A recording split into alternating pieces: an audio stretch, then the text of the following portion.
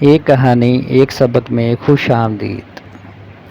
میرے پیارے بچوں، آج میں آپ کے لیے ایک بہت ہی پیاری کہانی چالاک چمگادڑ لایا ہوں۔ یہ کہانی ہے شیڈی گراؤنڈ نام کے ایک گھر کی، جہاں صحن میں ایک بہت بڑا آم کا درخت تھا۔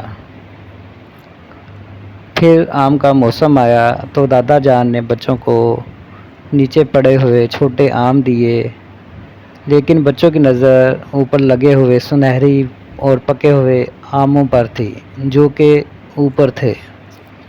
پھر بچے پانی کی ٹینکی کی مدد سے چڑھتے ہوئے چھت پر پہنچ گئے۔ انہوں نے مزے سے پکے آم کھائے اور پھر آموں کی گٹلیاں چھت سے نیچے پھینک دیں۔ شام ہوتے ہی آسمان پر بچوں کو چمگادڑ نظر آئے اور بچے گھبرا کر ایک ایک کر کے چھت سے نیچے اتر گئے اور پھر کہیں جا کر چھپ گئے۔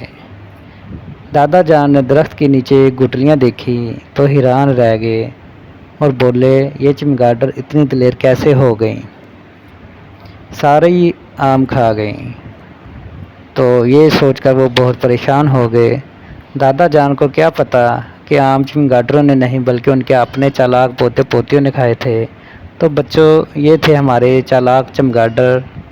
تو کیا آپ کو یہ چالاک چمگادڑ پسند آئے؟ اگر پسند آئے تو کمنٹ سیکشن میں ضرور بتائیے۔ مزید اس طرح کی کہانیاں دیکھنے کے لیے میرا چینل ایک کہانی ایک سبق ضرور سبسکرائب کیجیے۔ ویڈیو دیکھنے کا شکریہ۔